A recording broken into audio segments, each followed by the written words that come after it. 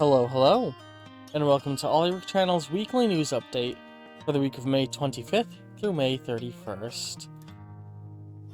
We got a lot to talk about today. We're going to talk about this week's schedule. We're going to talk a little bit about the Discord vote, a little bit about Hero Infinite, a little bit about channel updates, and we're going to start off with a little bit of talk about Ko-fi. So quick thank you to my Ko-fi supporters, thank you to Candlecorn, with additional thank you to Destratos and Barbara, and double thank you to Atomic Squid at the double tier. Thank you. These wonderful people help out with the channel, and actually we're going to start off real quick with a bit of a channel update before we talk about the YouTube schedule properly, but I will bring up the calendar here for you anyway. So, last week I had said Fallout New Vegas was probably going to be becoming a once-a-week series. That was before the crazy eventfulness of this last week. So, some things happened. One, I realized that I'm getting way better at Hitman now that I've made it through the main story and I'm doing the DLCs, so episodes are becoming no longer up to 2 hours apiece. That's helped out a lot with my recording. Death Stranding. Finished. Fully done. No more Death Stranding episodes being recorded. The last episode of the series goes up this week on Saturday. Those two things alone would probably be enough to help save Fallout New Vegas on the channel, but also, I lost one of my 2 jobs! Boy oh boy am I glad I got hired at my second one when I did!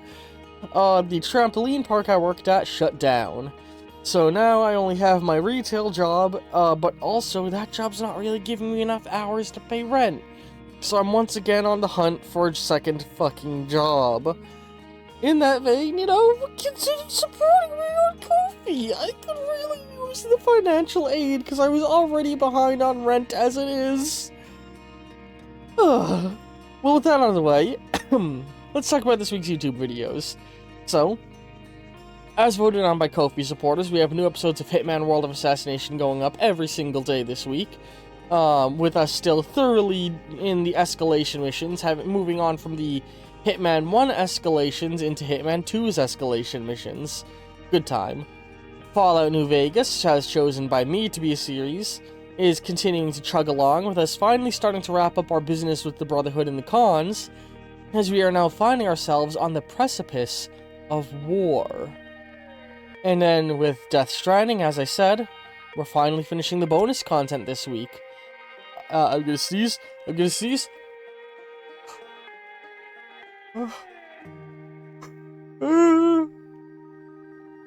passed. Quality content. But yeah, Death Stranding, we have finished the bonus content. This Saturday sees the last bit of Death Stranding gameplay. That is, unless, of course, one of you viewers points out some crazy detail in the game I missed that makes me want to boot the game back up. Now, still winning has the next game for us to play in the Discord vote is Death Stranding 2. We'll talk a little bit more about the implications of that later on, but that game is not out yet. It doesn't come out until the 26th of next month, I believe? Yeah, the 26th of next month. So, how am I going to bridge the gap of the 4 weeks of content? Because really, the first episode of Death Stranding 2 won't go up until the 29th. I am working on some out-of-game Death Stranding-related bonus content, such as character bios, lore breakdowns. We're going to, of course, have our art video at some point where we create pixel art to represent the series on the channel banner. I want to do a Smash or Pass, because that's been a highly requested thing, and I think it'd be very funny and fun to do. So I at least have the whole first week of June planned of what I'm going to do for Death Stranding related content, and I think I have ideas of the remaining weeks, but we'll see how that plays out.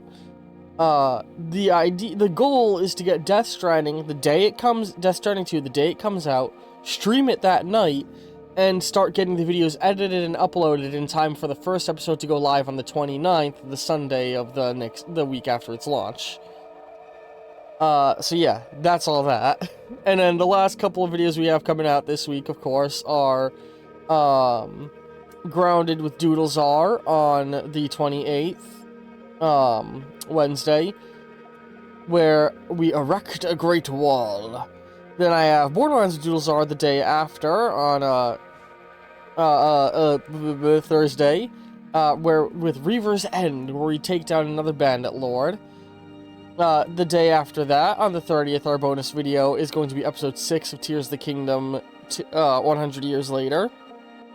Finishing the Underworld, where we finish building the underworld of our map, or fleshing it out at least. As a reminder, this is a tri-weekly series that is interchanged with a couple of others, so, oh god, the sneeze is coming back. Please, God, no. Okay, we're good. God, I'm getting fucking edged by that sneeze. But yeah, it's a tri-weekly series, so next week will be Zelda 1 Expanded, the week after that Shadow Space, and then more Tears of the Kingdom on the 20th of next month. Such is the cycle that we go through with that series. And then we cap off the week with another episode of Hero Infinite with Kill Streak in the Savage Lands, continuing the 3-part, what I call Savage Lands arc, and we'll talk a little bit more about that further in. But for now, let us start talking about the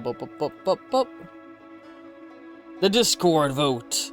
So, before we get into the current standings, 2 new options have been added. Giga Apocalypse and Deliver at All Cost, I can read.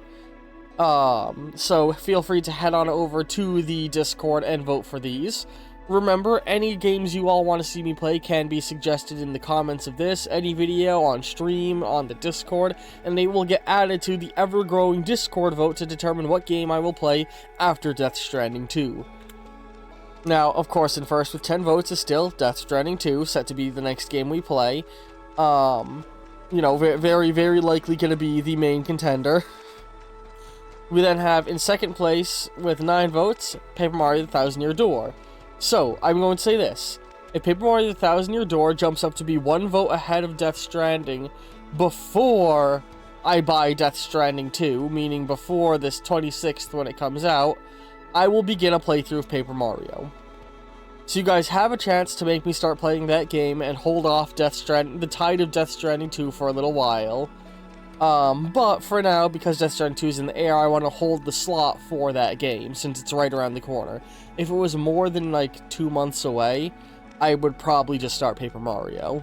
But because it's so close to release, that's why I'm holding the tide. In third place with 8 votes is Halo 3 ODST, continuing our playthrough of the Halo series. Yay! So that's that. Now let's quickly talk about Hero Infinite. You'll notice I'm not going over the 4th, 5th, and 6th place. That is because it is very, very tedious to count up all the votes, and I had a busy week. But let's quickly touch on Hero Infinite, just as a reminder. Alright, as a reminder, Hero Infinite is my tabletop role-playing game with a bunch of my friends. It's set in a superhero world that is like bad fanfiction the campaign. And this is a general viewing guide. I know it's a little confusing to look at, but the basic explanation here is, episodes of this can run over an hour long. I know you all don't want to have to sit through every single fucking episode necessarily, so this is to tell you what episodes you need to watch to get the context for what's going on. So this week we have episode 14 going up, and we've already recorded 15 and 16 in advance.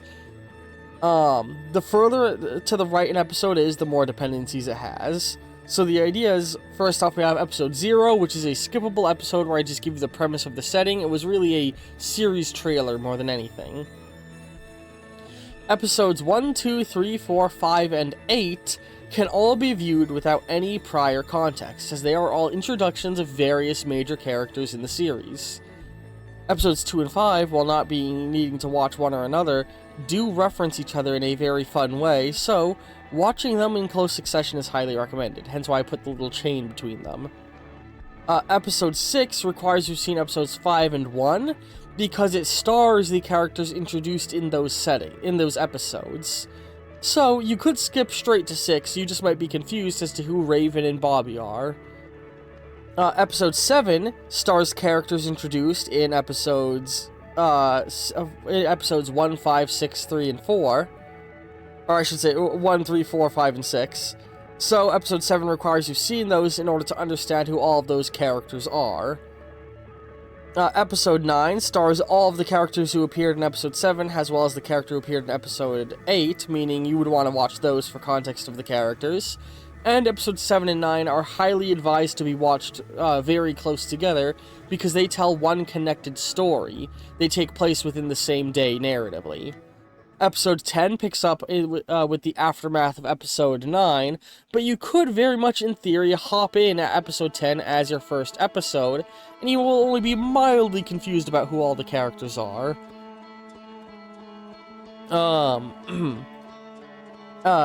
Episode 12 requires you've seen episodes 2 and 10, because it includes a bunch of the characters who appeared in 10 in its previous episodes, and the character who's introduced in 2. Episode 11 requires you've seen episode 10, because it picks up not soon after the events of that. Episode 13 requires you've seen 2 and 11, because it takes place after those and involves the characters that were involved in that. 13, 14, 15 all tell one large continuous story between them, with episode 16 being a step off into a new narrative, but I will say episode 16 does closely tie to the events of 12. Now, as for why there is the big discolorization, it's because I've hit the point now where I widely consider the line between episodes 9 and 10 the exit of the introductory phase of Hero Infinite.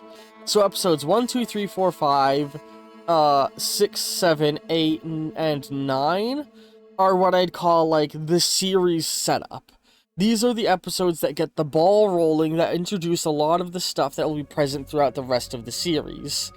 I say that, and then episode 11 goes right on ahead and introduces some new lore to the setting, but you get what I mean. It's like, this is where we go through sort of a phase shift within the narrative of the setting overall. I hope this helps you all to feel like the series is a little bit more tackleable. I hope it doesn't have the opposite effect and make you all confused even greater. When in doubt, just watch the series in release order, though, and you'll be fine. Anyway, that's been the weekly news update for the week of May 25th through 31st. Oh, and one more quick note. Again, check out the Ko-fi. This week is the last week that all of this month's polls are up, so you'll want to head over there. If you head over and donate right now, you'll be able to partake in them, and your membership should still carry through long enough for you to be able to partake in next month's vote. So, you know, go support me on Ko-fi. It's only $1 to get in, please. Love you very, very much, and ta-ta for now.